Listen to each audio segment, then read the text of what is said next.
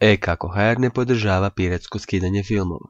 Ovaj video je namijenjen isključivo za edukaciju.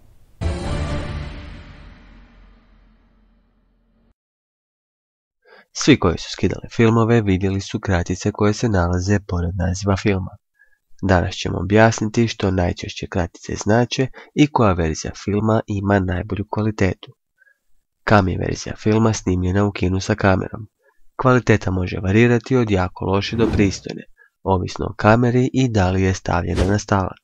Osim loše kvalitete slike, glavni problem je i zvuk, jer kamera snima i publiku u kinu. Dakle, šuškanje vrećica za čips, komentiranje, vrištanje ili smijanje, ovisno o žanru filma. Telesync ne označava bolju kvalitetu slike, već zvuka. Film je također snimen u kinu, samo što je zvuk snimen sa boljim mikrofonom u praznoj dvorani. Workprint je nedovršena kopija filma kojoj nedostaju specijalni efekti ili muzika.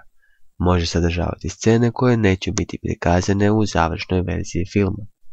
Screener je rana DVD ili Blu-ray DVD verzija filma koja se šalje filmskim kritičarima, producentima ili članovima akademije. Screener je obično slabije kvalitete nego završna DVD verzija, a može sadržavati crno-bijele scene ili poruke studija. R5 je DVD verzija filma za rusko tržište.